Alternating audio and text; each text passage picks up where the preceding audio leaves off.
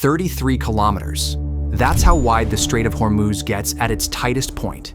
A channel so small on the world map you almost need to squint to see it. And yet, a fifth of the world's oil passes through it every single day.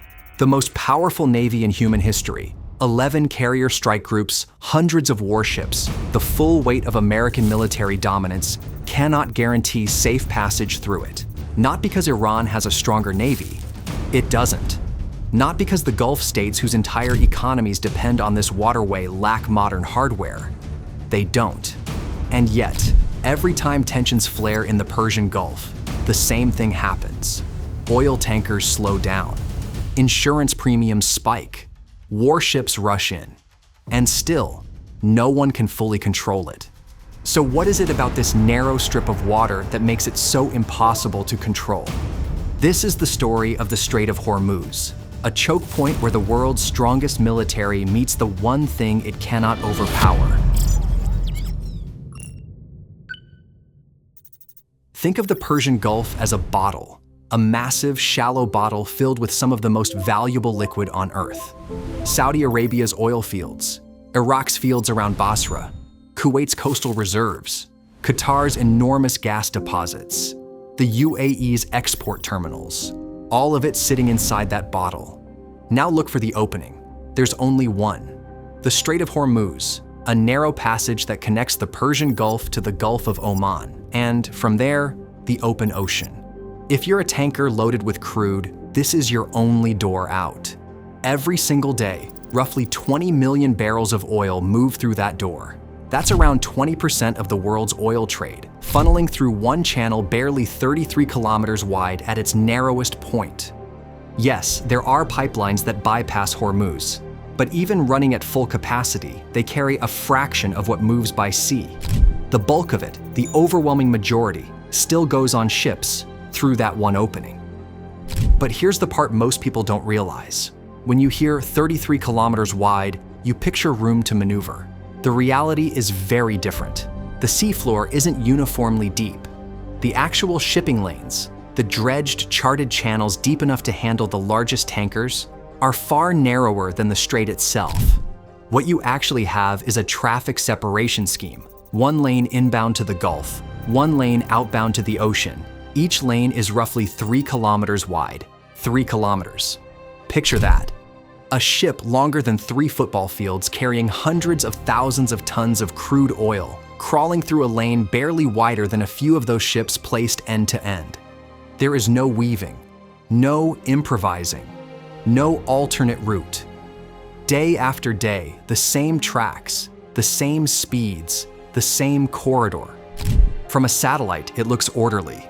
Neat lines of ships gliding along invisible rails. But from the shoreline, from the rocks above that water, it looks like a shooting gallery. You don't have to guess where the next tanker will be. The geography tells you exactly where it has to go. Slow, predictable, and with nowhere else to go.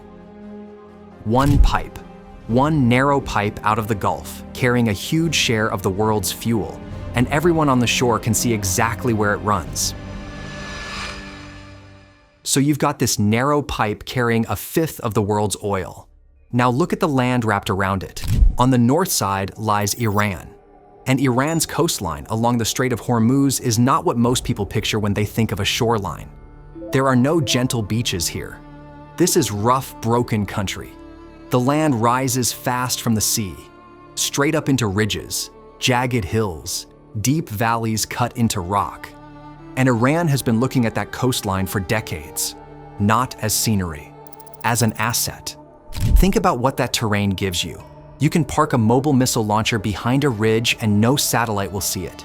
You can carve a bunker into the rock face and it disappears. You can run power lines and fiber optic cables underground, and from above, from a drone, from a satellite, almost nothing is visible.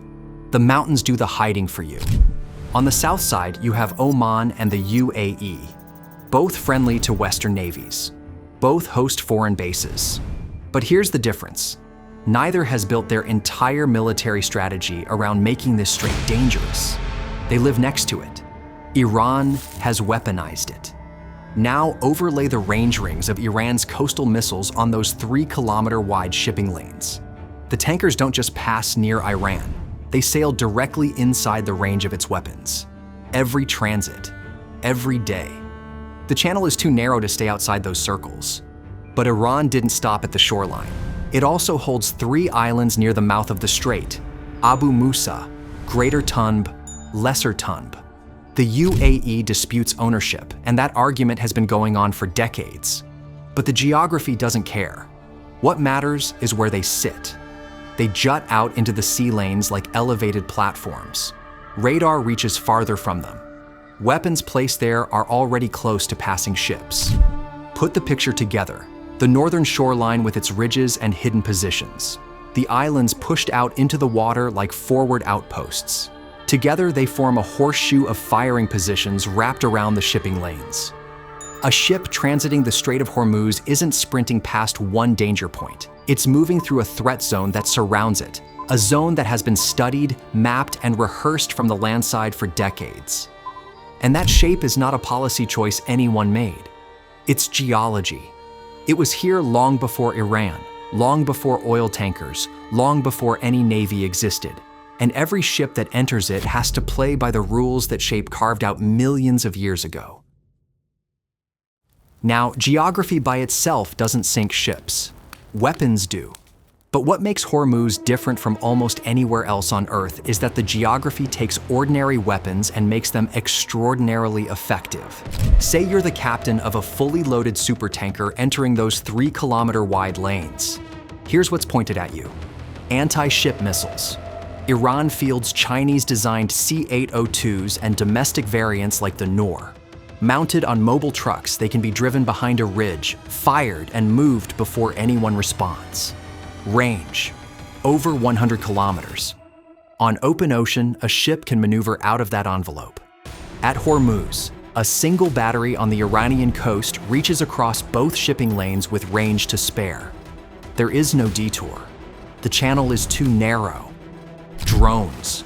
Iran's Shahed-type drones aren't sophisticated, but each one costs tens of thousands of dollars. The interceptor missile to shoot it down costs hundreds of thousands, sometimes millions. Iran doesn't need drones that can outsmart a navy. It needs drones cheap enough to keep sending. In a narrow, crowded shipping lane, even an unsophisticated drone becomes constant pressure. Naval mines. Iran is believed to have between 5,000 and 6,000 of them. In open ocean, mines are a nuisance. The water is vast, and placing one in the right spot is difficult.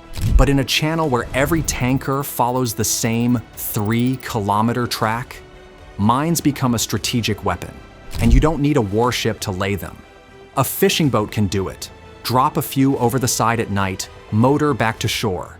No radar signature, no signal. They just wait. Fast attack boats. Small, fast, cheap. And Iran has a lot of them. They're designed to exploit exactly this kind of geography. Cluttered coastal waters, islands to hide behind, shallow inlets a warship can't follow them into. They can lay mines and vanish, swarm a merchant vessel, fire rockets and scatter. Now step back and look at the full picture. 3-kilometer-wide lanes full of slow, predictable targets. A high shore riddled with hidden missile positions. Island outposts pushing weapons coverage over the shipping corridor. A seafloor that can hold mines right under the tanker tracks. And swarms of small boats that know every rock, every inlet, every shallow stretch. Military planners call this a kill box. A defined space where the attacker layers cheap, overlapping threats, and the defender has almost no room to maneuver. You can escort convoys with warships. You can fly surveillance overhead. You can shoot down some incoming missiles. You can hunt for mine-laying boats. But the ships still have to pass through that box, slowly, in single file, on a route everyone already knows. The geography does not offer them an alternative. Here's where this choke point does something no amount of military power can easily undo. Closing the Strait of Hormuz is relatively easy. A few well-placed attacks, a couple of mines in the right spot, one tanker burning on camera, and the strait is effectively closed. Not physically, but closed in the way that actually matters. Think about who actually decides whether ships sail through Hormuz. It's not admirals, it's not politicians, it's insurance underwriters, shipping companies, captains who have to look at their crews and decide if the paycheck is worth the risk. A handful of ships get attacked, a crew is taken hostage, a mine tears a hole in a hull.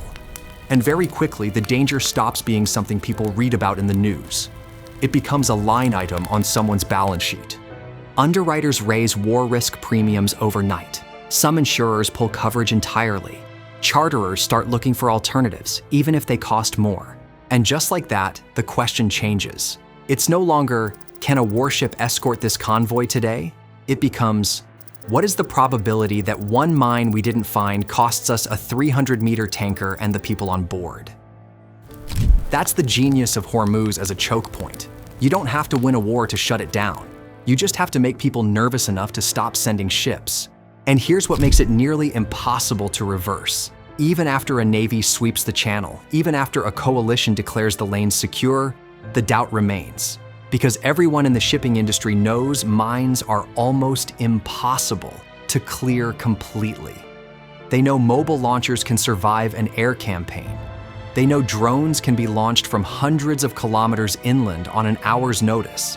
You can blow up patrol boats. You can crater radar sites. You can publish footage of precision strikes. But you cannot bomb a feeling out of the water. You cannot destroy the idea that maybe there's still one mine sitting on the sea floor in that 3-kilometer lane. And in a channel with that kind of reputation, that doubt alone is enough to keep ships from sailing. The map ensures that no one, not the United States, not a coalition of Gulf states, not anyone, can turn this corridor into a truly safe, fully controlled highway. At best, they can make it safer for now, and hope everyone believes them long enough for the tankers to start moving again. By the time you watch this, the latest standoff around the Strait of Hormuz may have cooled. Ships might be moving again. The news cycle might have moved on. But the geography will not have moved on. The strait will still be the only way out for most of the Persian Gulf's oil.